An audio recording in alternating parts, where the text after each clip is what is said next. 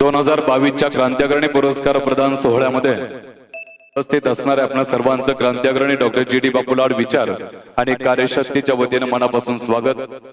एका उत्तुंग व्यक्तिमत्वाच्या जन्मशताब्दीचे आज सांगता होते। 4 डिसेंबर 2021 ते 4 डिसेंबर 2022 या जन्मशताब्दी वर्षामध्ये क्रांतिअग्रणींच्या कृतिशील विचारांचा जागर झाला।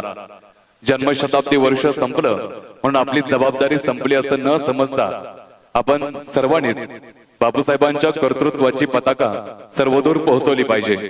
बापूंचे संस्कार पालखी वाहून नेताना आपल्या प्रत्येकाचा खांदा कामी आला पाहिजे। बापूंच्या त्यागाची, योगदानाची आणि समर्पणाची ज्योत सदैव अविरतपणे आणि अव्याहतपणाने तेवत राहावी म्हणूनच त्यांच्या प्रतिमेसमोरचा दीप प्रज्वलित केला गेला आहे।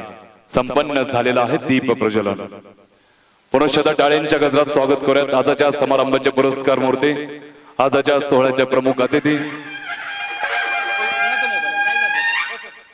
मंचावरील मान्यवरांचं आणि मंचासमोर उपस्थित असणाऱ्या श्रोत्यांचं पुन्हा एकदा स्वागत आहे। क्रांतिअग्रणी डॉक्टर जी.डी. बापू लाड यांच्या 100व्या जयंतीच्या निमित्तानं 2022च्या क्रांतिअग्रणी पुरस्कार प्रदान सोहळ्याच्या स्वागत आणि प्रास्ताविकपर मनोगतासाठी मी आमंत्रित करतो 12 गावचं संचित या अल्पावधीतच रसिक वाचकांच्या पसंतीस उतरलेल्या कथा संग्रहाचे लेखक श्रीयुत जयवंत आवटे सर यांना।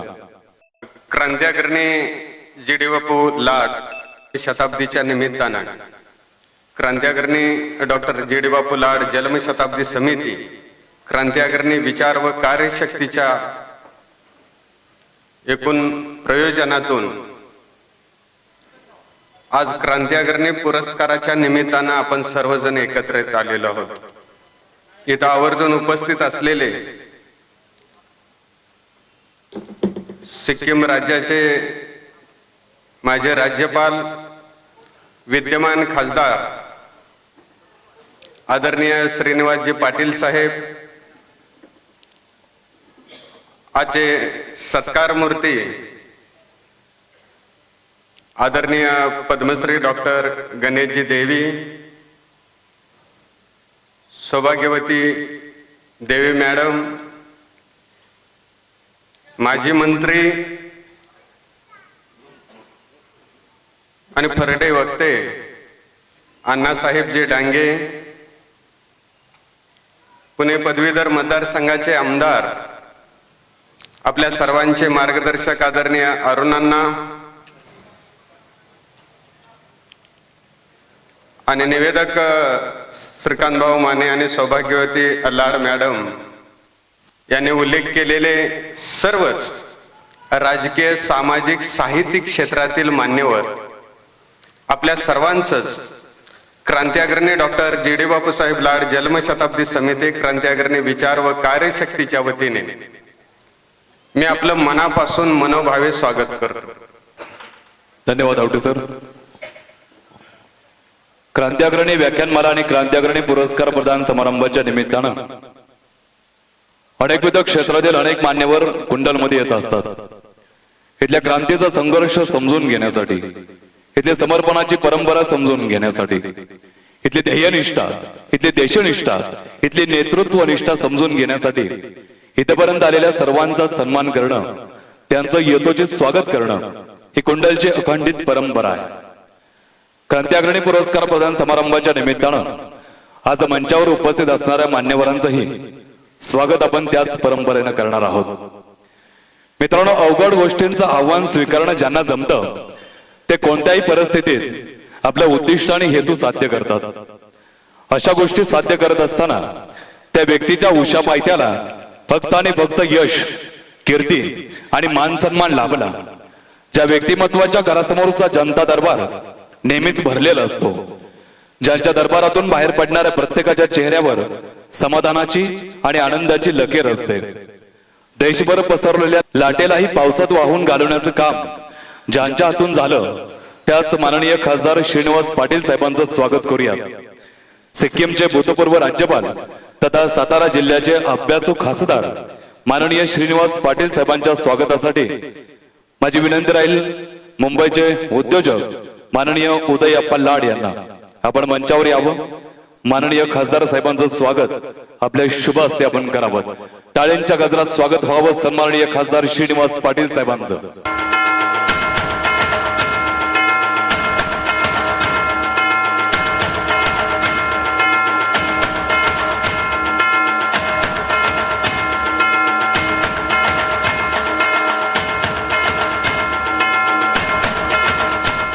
हा फेटा मानाचा, हा फेटा अभिमानाचा, हा फेटा कर्तृत्वाचा, हा फेटा नेतृत्वाचा, हा फेटा निष्ठेचा, हा फेटा एकनिष्ठेचा, हा फेटा तुमच्यावर असणारा असीमाचा प्रेमाचा, मायेचा, आपुलकीचा, आत्मीयतेचा हा फेटा. पुनश्च टाळ्यांच्या गजरात स्वागत व्हावं सन्माननीय खासदार साहेबांचं.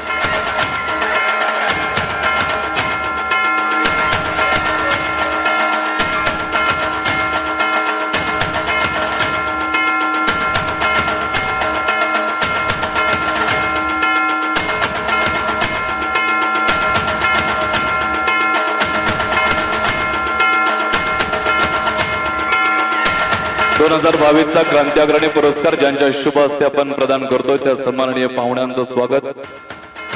मित्रांनो, काही माणसांचं कर्तृत्व शब्दात मांडता येतं.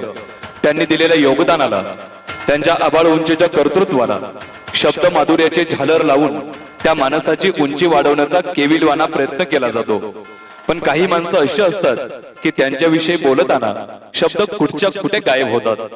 2022च्या क्रांती अग्रणी पुरस्काराचे मानकरी असलेले पद्मश्री डॉक्टर गणेश देवी हे मोठे विचारवंत आहेत.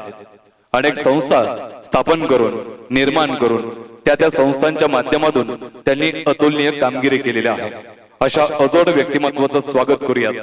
मी विनंती करतो साहित्यिक आणि संवाद मंचचे अध्यक्ष माननीय अशोक दादा पवार,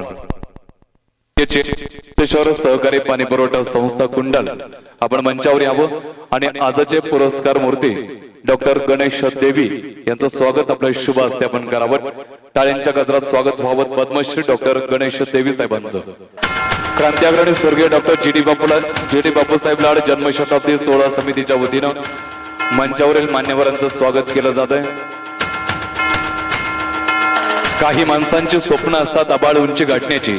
देवी साहेबांची सुरुवातच आबाळापासून सुरू होते. जन्मतःच वैचारिक आबाळ उंची लाभलेल्या माननीय गणेश देवी साहेबांचं स्वागत या निमित्तानं आमच्या क्रांती भूमीच्या वतीनं संपन्न केलं जात आहे.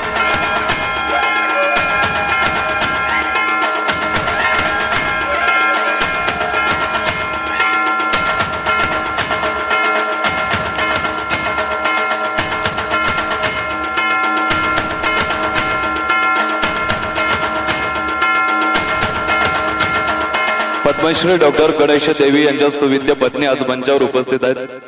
माननीय सौभाग्यवती सुरेखाताई देवी यांचं स्वागत करण्याची विनंती मी कुंडल ग्रामपंचायतीच्या लोकनियुक्त सरपंच माननीय सौभाग्यवती प्रमिलाताई पुजारी यांना करीत आहे. आपण मंचावर यावं, आपल्या शुभ हस्ते स्वागत व्हावं सुरेखाताई देवी यांचं.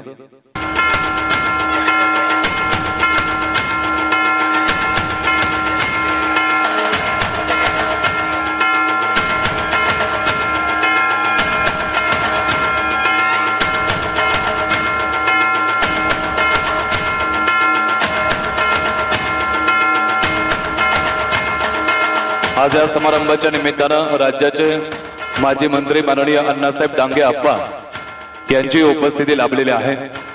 आप्पांच्या स्वागतासाठी मी जिल्हा परिषदेचे गटनेते आणि पलूस कडगाव विधानसभा मतदारसंघाचे तरुण तडफदार युवा नेते माननीय शरदभाऊ लाड यांना विनंती करतो आपण मंचावर यावं. समाजकारणाच्या माध्यमातून आपल्या वक्तृत्वाच्या परिप्रेक्ष्यातून महाराष्ट्रातील श्रोत्यांना मंत्रमुग्ध करणारे आप्पा आपलं स्वागत या निमित्तानं होत आहे. क्रांती भूमीच्या वतीनं, आमच्या कुंडलच्या वतीनं.